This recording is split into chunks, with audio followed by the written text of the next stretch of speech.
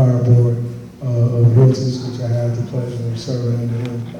He was past president of YRD as well.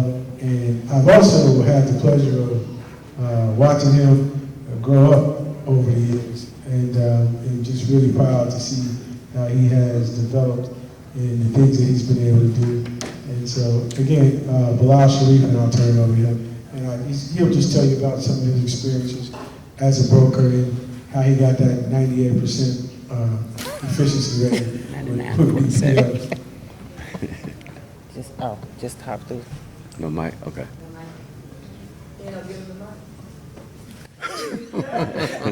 He has a table mic. I think that's for the audio in the back. All right. This morning, great afternoon, everybody. Pleasure to be here. First, I'd like to start off by, passing back, giving kudos to Thaddeus Dawson for everything that he's done. I realized that I would not be a trustee at the Appraisal Foundation if it weren't for Thad. Exposed me to that, working with Thad and his organization. So I'm a person, I never forget where I came from, how I got where I'm at. So regardless of how I say we may go back and forth, I always appreciate him. And like I said, I'm down for the team and for the cause. But like you said, I'm Bilal Sharif, born and raised Atlanta, Georgia, 20+ year real estate professional.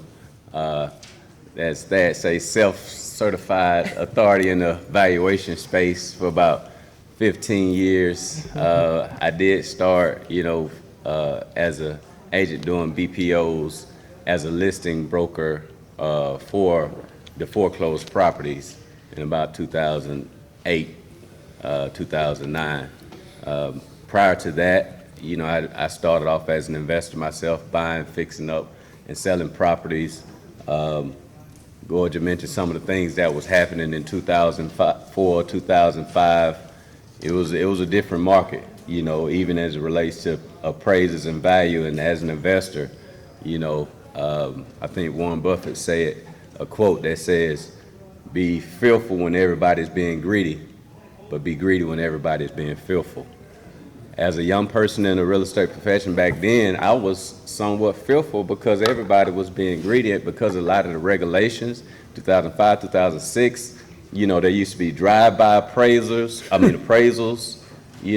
literally where I saw people doing houses next to the houses that I was doing legitimately, where we were putting 15, 20,000 in a house. It might appraise for 250. When it's a house right next door, they did a drive-by appraisal on, and it's appraised at 350,000. And I know I look inside that house, ain't no walls in there, ain't no electrical. It looked good on the outside though. So what was going on back then was a lot of things. It was some, mortgage fraud and a lot of things that was happening because, the person on that deal with that 350,000, they did that transaction, months later, the house foreclosed. I found out the buyer and the seller both walked away with over $90,000. That person just, got that appraisal, they bought it. They never had intention on making any mortgage payment. They just was extracting money. So while you had a young professional like me going around legitimately doing work, knowing how to, look at values, or at least back then I was using different websites and things, Bank of America, because it was money I was actually investing, to, where they, like I said, were just doing that and just, a lot of appraisals, and people went to jail years later because of some of the things that were happening. And so being abreast of the changes and things that, go on has always been a passion of mine. So when I got licensed and I became doing BPOs, I really took it serious and was able to see discrepancies when as a real estate professional, if a appraisal came in low, I didn't just say, hey, well, this came in low, you're discriminating against us. I would go and I would say, hey, well, why did you pick this comp, or why did you use this adjustment? As Thad mentioned, a lot of them weren't doing market conditions. I had learned how to do market condition adjustments early on, doing valuation, how many homes sold the prior 6 months, this 6 months, what percentage did it increase, the amount of availability, things like that. You have to be very objective in your approach when you're communicating to another appraiser. So I just want to mention just a couple scenarios. One where I've worked with a seller to where I had the discrepancy in the value, and I was able to just literally communicate to the appraiser to, you know, some additional comparables and things that he may not have known about, and then some work that was done to the property that he, you know, necessarily didn't know about. And so by doing that, those things, you know, he just went on and changed the value up, you know. There's another scenario when I had to kick the appraiser out totally. It was, we was doing NSP, Neighborhood Stabilization Program, type of deals where we would renovate the properties. The company, development company, would pick up the foreclosed property, renovate it, and offer incentives to the buyer up to $25,000 off. The long story short, this was a property in Rockdale, and I know the amount of work they put in the property. We were selling it, I think back then it was like $225, and they appraised us at $175. This was about 2011. In about 2009, some of the criteria changed where they allowed appraisers to use distressed properties, because prior to that, they didn't want any distress, under duress properties used as comparables. So you go from changing, not using all these foreclosed properties, to now when I'm looking at my appraisal report, first off, you from New Jersey. That was the first thing I noticed. This appraiser is from a company in New Jersey. Second thing, not only did they use, foreclosed property, they use all auction sale, bulk sale comps as comps. And that just means like where a bank has, all these distressed assets and they package them up and sell them in a bulk sale, they use all those discounted properties as comparables for, the home that we did, not the home that was within a mile radius, sold within 6 months, that was right around the corner, similar characteristics, similar square footage, not in distress, that had been rehabbed. They didn't use any of those. So in that scenario, I didn't try to even work with that person. I requested that we totally kick his appraisal out and get a secondary appraisal. So it's just knowing how to do things, which people you can potentially try to communicate with effectively instead of just getting it kicked off, because the best case scenario is when you can work amenably with the appraiser that went out by providing additional data. Because even though there is still bias, sometimes they're just incompetency, a competency situation, or you got to think about it. Sometimes, because you have to have a supervisor and, a person that's getting their hours, somebody else may have did some preliminary work, and the supervisor appraiser just kind of reviewed and didn't see some additional information that you may have seen. So just provide that. It don't always have to be a hard fight. Just know that you have to communicate and work closely with an appraiser or a specialist to be able to articulate the things objectively to get those changed. So just wanted to mention those couple of things in those scenarios. That's that, Mitch. Thank you, Bilal, for sharing that 98% with us. 99.7. 99.7. One of the things that he said that kind of resonated is about the bias in appraising. I would venture to say that 90% of the cases that I look at are not biased in appraising. They're just bad appraisals. Right. And again, that's because there is old information. The system is outdated. It needs to be modernized. They are changing the form as of 2026. The last form was dated 2005. So again, the system is outdated, but even in changing the form, they haven't really changed the processes. I really would like us to see us move more towards data science, evidence-based, data-driven analysis, and there's a group of folks that are working hard on that. They are required to do market conditions adjustments now. My only issue with that is, do they really know how to do the market conditions adjustment after 90% of all appraisals didn't have it? So again, we need to update and modernize the training, and I'm going to turn it over to Ms. Shani Aldridge. Shani is my podcasting partner. travel partner. She's a broker. I guess you both are with EXP. Yeah. Yeah, so they're both brokers with EXP. I don't know that Shani has a 99.7 BPO rating that Bilal has, but Shani is a licensed appraiser. So I don't know if you want to take the 99.7 or a licensed appraiser. Again, there is unity does not mean uniformity. So I like to try to tell everybody there's alternative ways to get there, and sometimes it may be different. It doesn't mean it's wrong. It's just different. So we need to be open to look and just see how we got there. With that, here you go. Thank you, Thad. Hello, everyone. Hello. Really happy to be here. You know, one thing I learned is that you don't know what you don't know. So, you know, when it comes to real estate and really understanding the value of it, and you can't just walk around, y'all, and not pay attention, right? You know, buying a house is a big deal because you can use the equity to do other things, right? Actually, owning a house means you have an asset.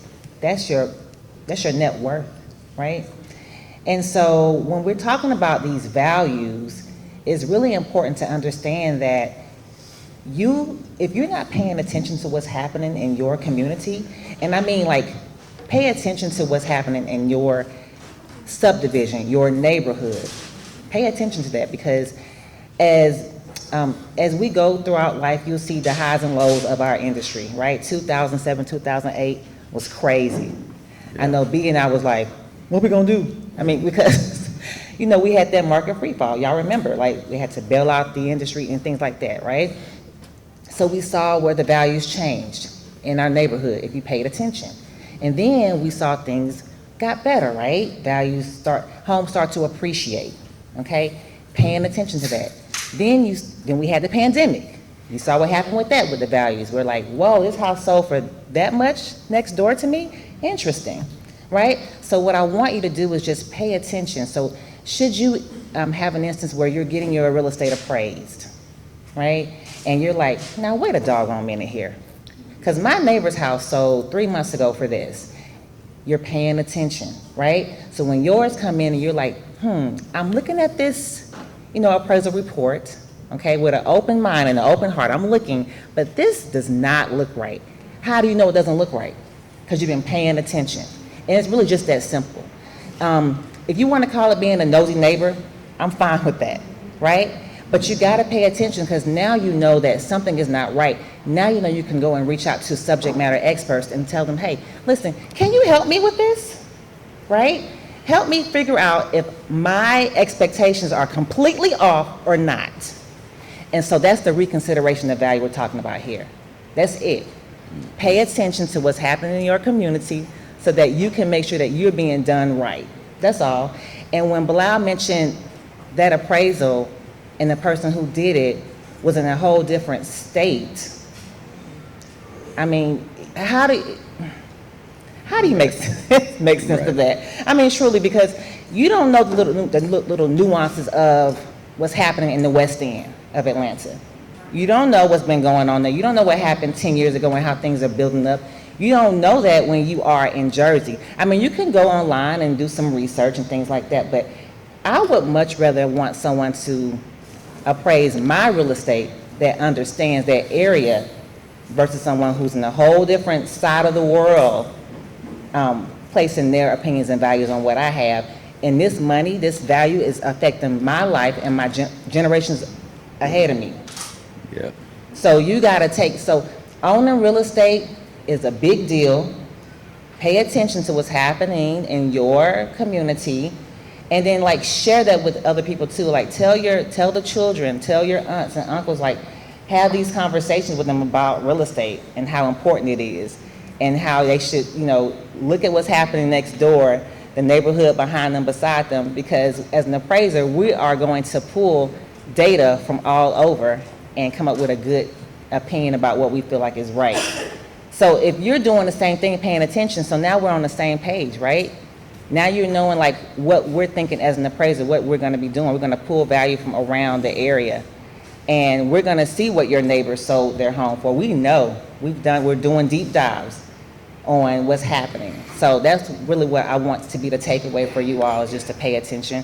And don't be ashamed to do that. Don't be the nosy neighbor when it comes to what's happening in your community. Absolutely. Thank you, Shani, for that. And I just like to say, I appreciate you all, you both, in your growth and what you've done. I don't really have anything to add on to that.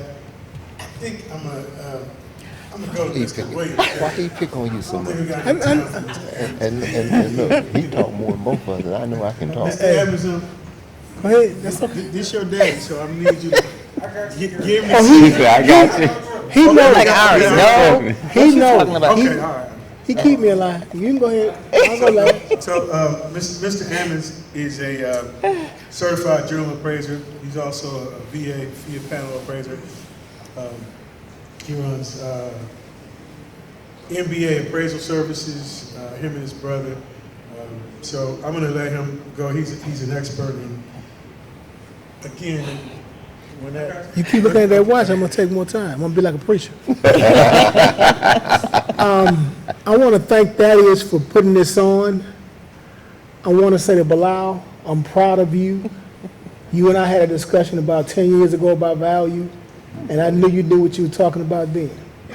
Appreciate it, my brother. So these are agents that know what they're doing. They're agents that know how to price your house, not based upon what their commission is going to be, but what the market is for your house. And when you're looking at getting an agent, that's what you need. Not looking at, I'm going to get $3,000, $5,000, $10,000 from this, but I can sell this house in under 90 days. I'm doing my job as the agent. As an appraisal, we look at everything. Now, like Thaddeus said, I've been in this since 1999. But before I came into this field, I was a paramedic. I was on the anti-terrorism team, so I had to keep myself, quote unquote, keep my nose clean. So I looked for the criminals when I got in this business. And coming from EMS with Medicaid, Medicare fraud, I knew who to look for.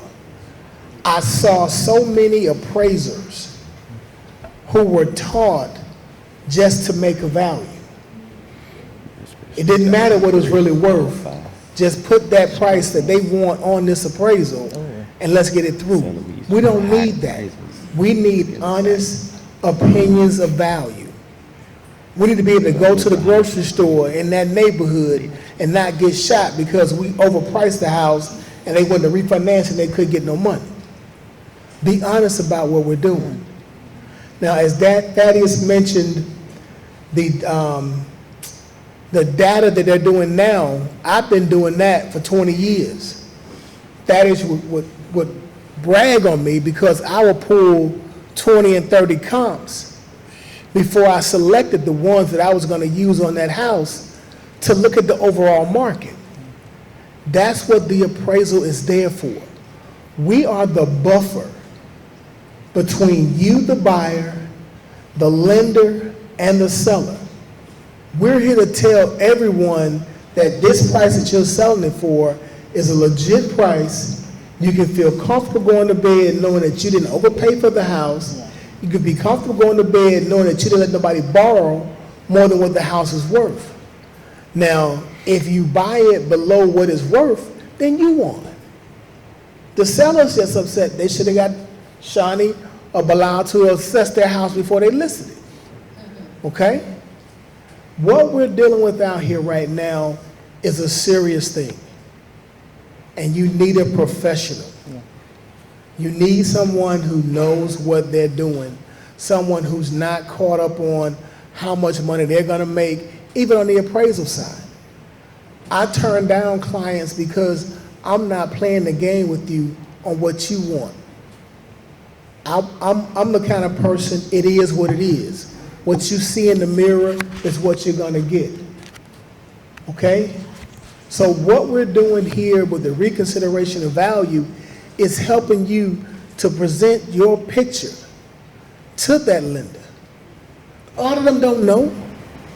Back in 06 and 07, we had lenders that were in London, England, and they were doing loans here in Atlanta.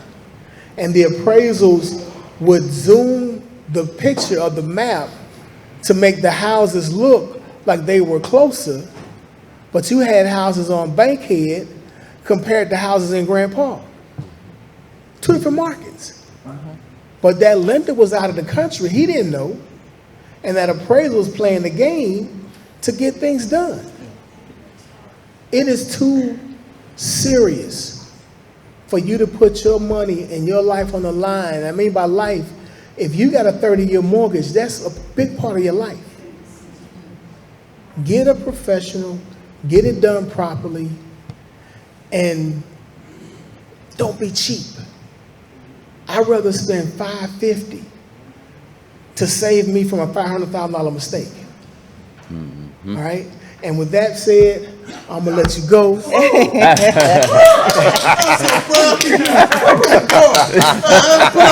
top. All right, thank you. Thank you, Corey. You got a lot of nerve. And what he said was really important about, I see people all the time that don't want to spend money on appraisal doing their due diligence. I just recently had a client who was going to spend $500,000 on a house and didn't want to pay $650 for an appraisal. And they were paying cash for the house. And they wanted to go get, and I tell people all the time, there are plenty of people out there that do it cheaper than me. And you go right ahead. So You get what you pay for. exactly.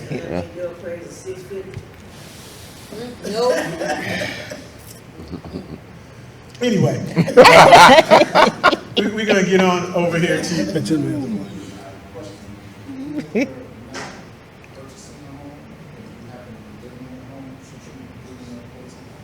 Oh, absolutely, because of your tax basis.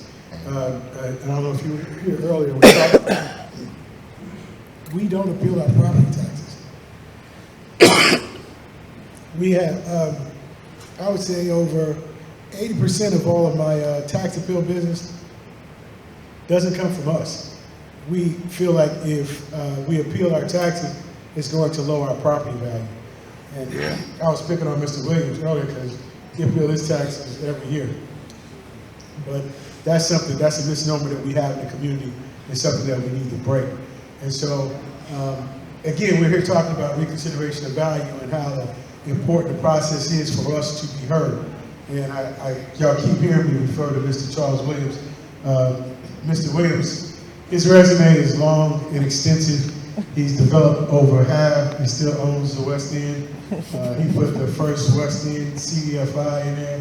And they started putting in the street lights and the sidewalks.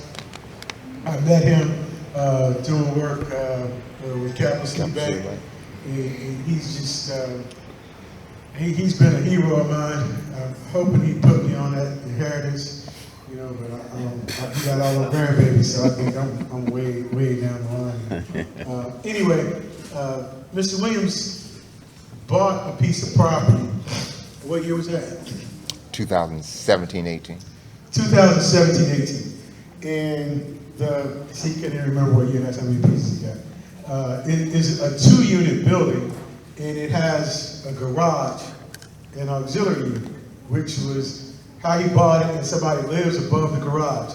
And so it is a legal, well, at the time, it would have been a legal non-conforming use, but they've since expanded the zoning, so now it is a legal conforming use. And so he did his own reconsideration of value. He didn't want to let me in on that one. He felt like he had been undervalued because they didn't consider the value of the unit over the garage. So he wrote his own reconsideration of value, turned it in. But then it didn't work out so well for him. Not because of anything he did. He had a situation where he called me And I was actually stumped. And I believe he called me on a Saturday evening at about 6. And I think we was on the phone till 9. I didn't include that into my consultation fee. But he was extremely upset. And so what happened was, because he asked for a reconciliation of value, and they did give him credit for the auxiliary unit above the garage, they made up something that it wasn't a legal unit. And then they required that he put insulation and do some work on the garage underneath in order to fireproof it to allow them to be able to consider the unit. And in the process, what they did was call to verify that it was an illegal unit. And they then proceeded to tell the Atlanta Building and Inspections Department that he had an illegal unit. No permits. It wasn't permitted. But then they required him to fireproof the unit and do the work to get it up to code. Meanwhile, they turned him in for code violations. But then they required him to do the work. And so he hadn't done anything. And the building inspector was on him and plastered cease and desist orders on his property. Now, mind you, he hasn't done any work. What is he ceasing and desisting other than collecting rent, which he's been doing since 2017 or 2018? So we talked about this, and he felt some kind of discrimination. I was like, well, I don't really know what to do. So I took a minute, reboot, and talked to a couple of appraisers, and because I had never seen this, and I've been doing this for 38 years. And so what I did find was that as part of being an appraiser, you have to follow use pact. And a part of use pact is privacy. And in your engagement letter, you have intended users.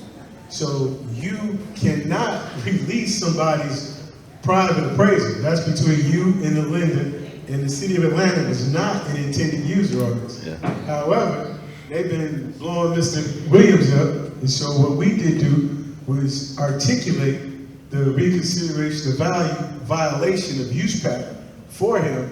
And then he used that to turn into his lender and turn into the city of Atlanta and the state appraisal department. So that's still under review right now. This has just happened in the last 30 days. So we'll keep you posted on how that worked out. And I'll let him explain it, but the city of Atlanta is still after him for something. All he was going to do was get an appraisal. And now he has to, y'all let him tell you what he got to do. So here, baby. You sure talking about it. And you looking back at that clock, and you the one. No, but we still.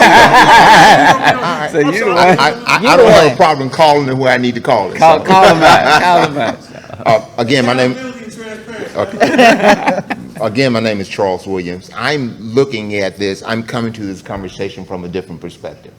I've been in the real estate business for 40 years. Been an investor in the real estate business since 1984. If somebody can do the math, I think that's 42, 43 years. I started on a diaper, in case y'all missed it. Not that old. But so in my business as an investor, I have to understand all of these guys' jobs. I'm not a subject matter expert, but I got to understand enough about each one of them job in order for me to do my business.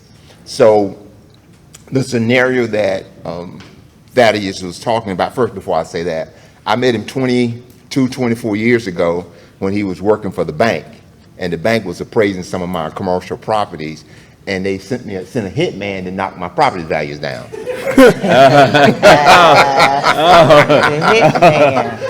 So he and I got into a battle. Sleeping with Here again,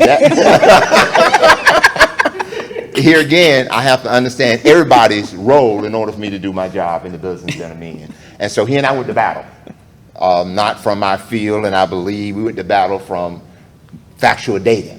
I can't tell you where it ended, but we ended up friends at the end of that. It wasn't a one-day conversation, it was a long conversation, and backwards and forwards, but we ended up friends. We had a different of opinion, but we ended up with friends behind that. And I've utilized his service over those last 20-some years pretty regularly. Yeah.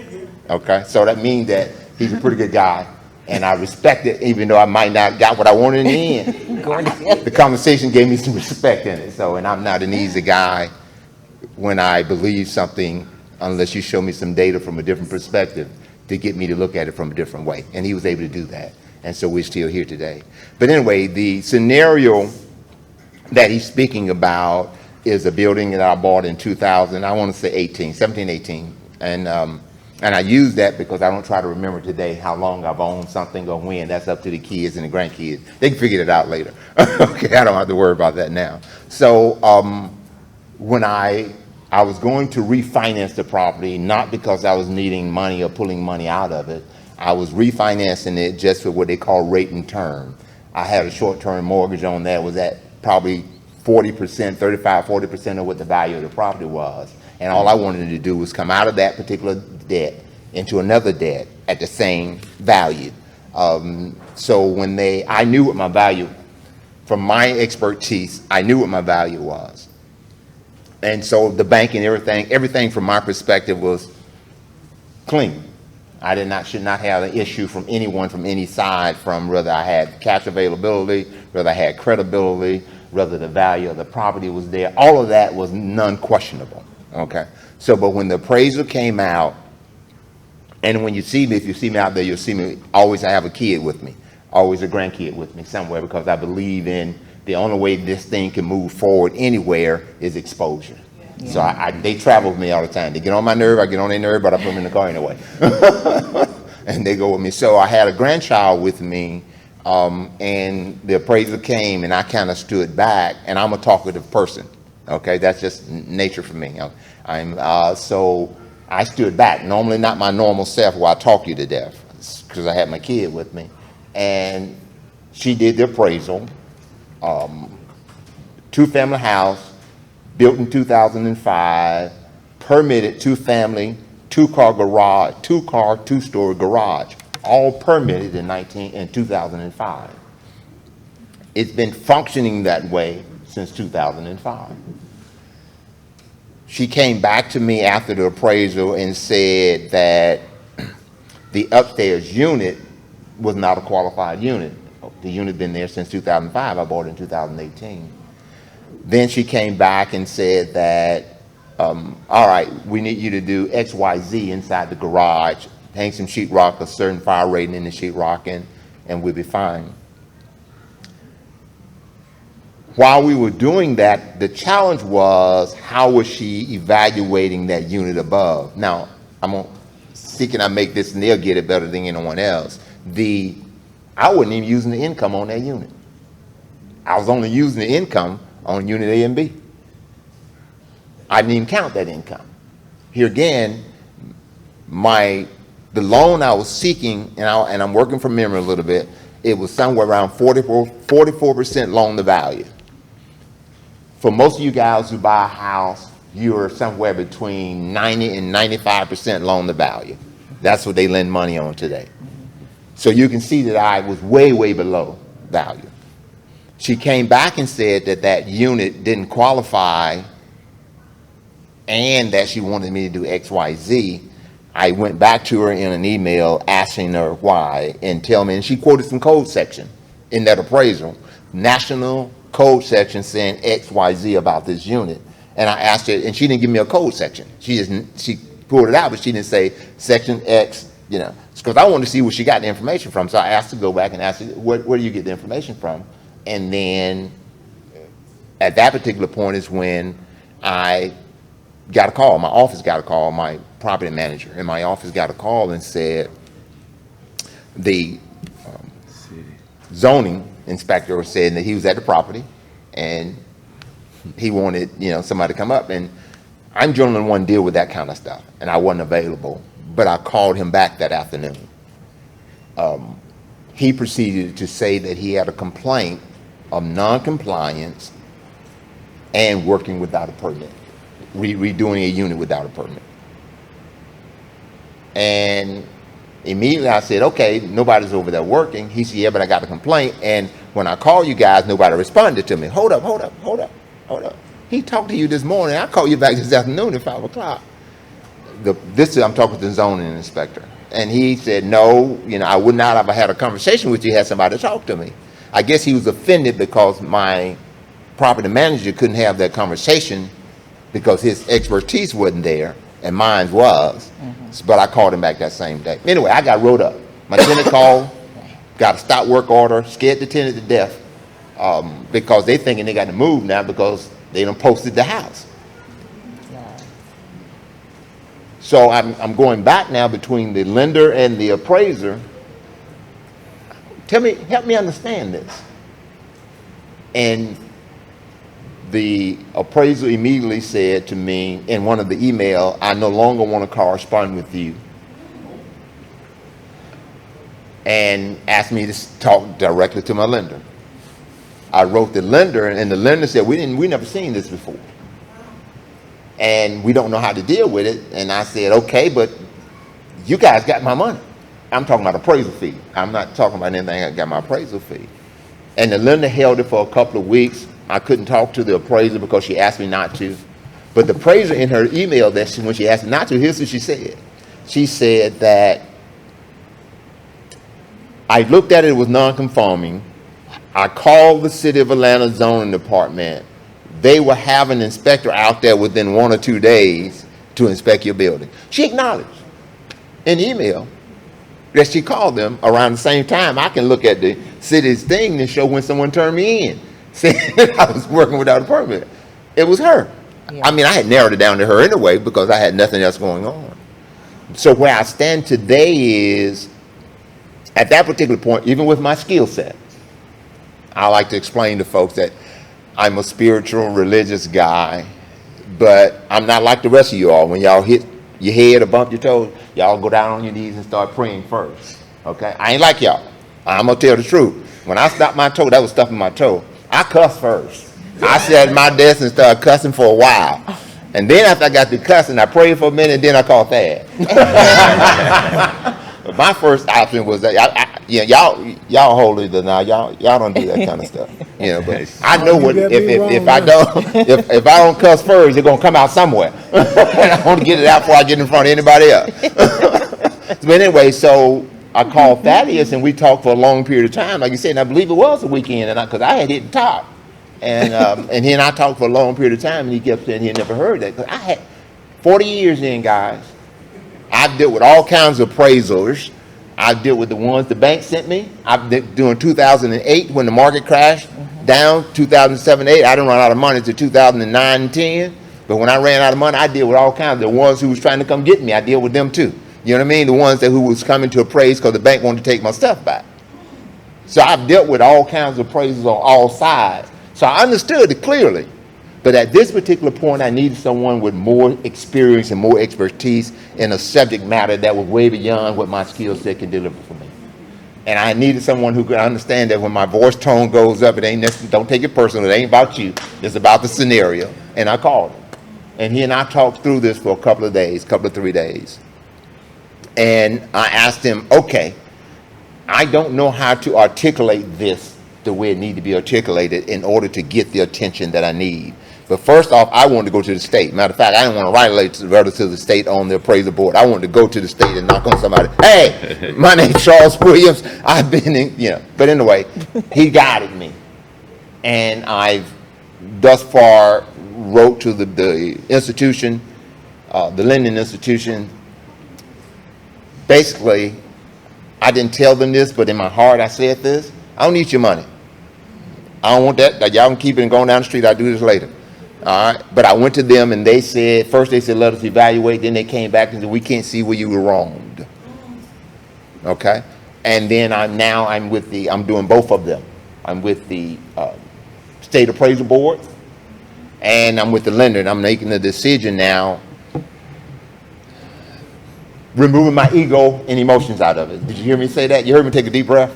To move my ego and my emotions out of it. Do I sue both of them? Because I'm considering that, but part of it is my ego and my emotions. It's gonna take me another day or two, or maybe longer than that, to get that out of the equation, because when I do this, I'm not gonna do it because of the way I feel. I'm gonna do it because of what they did to me. And I'm not doing it because I'm hesitant to say this, I'm not doing it because I need their money. I'm doing this because if they did that to me, fortunately for me, I didn't need the money. All I was doing was changing rate and term. It wasn't that I had a deal or something sitting on the table, or a medical condition, or some business that I was using those funds for. All I was changing was rate and term. Even with that, what they did was wrong, and it needed to be brought to the general attention, for they won't do it to someone else. Right.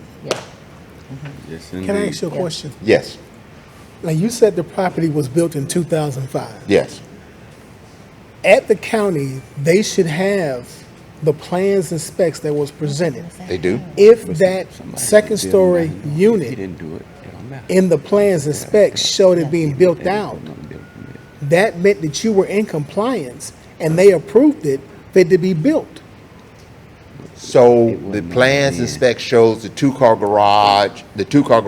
two-story, two-car garage. Yeah, they just did it without permit. Yeah. When they signed, because of 2005, when they did the CO for the building, Right. they did not specify whether that unit was built out. They just showed a two-story, two-car garage. Technically, that's their fault. Technically, it's their fault. Yeah, but City of Atlanta, one of the last thing they asked me, they said, mortgage companies, we can go forward to this if you go to City of Atlanta zoning department with the City of Atlanta seal saying that you are a conforming unit. The reason why I'm saying that, and if anyone is in here from the City of Atlanta and City of South Fulton, I apologize up front. They have a tendency Just fluffing. of making mistakes Yeah, and not wanting to acknowledge it. yeah. I'm gonna take a minute, so just pass the collection plate around. My father's house burned in South Fulton. We were rebuilding the house in the same location. Nothing was being moved. They made us get new drawings, new surveys, all that stuff. They approved everything. When we got ready to pour the footing to rebuild the house, they said you're non-compliance and you can't build the house there. We had to go before the board to show them, you approved this. And that's what I'm saying. Make sure on you guys' end that you're covering your bases, because a lot of times they don't know what they don't know, and they're people just signing off on stuff. We're God bless you. gonna come back to you, but right now, I wanted to just end the program because we were live streaming, so I thought that's what we were gonna do at 1. So we're gonna end the program now. That's all, folks. And thank you all for coming out. Thank you all out in the audience that live stream. Look for us if you need reconsideration of value, 10,000 Black appraisers, and I am the ROV appraiser, the People's Champ. So I will continue to fight for you all and continue to fight for the forgotten communities, and appraisers being one of them. And of course, we all know that we've been forgotten. So we're out here doing that. And again, thank you. So we'll end the program now, but we'll still be here talking. Y'all just can't see us.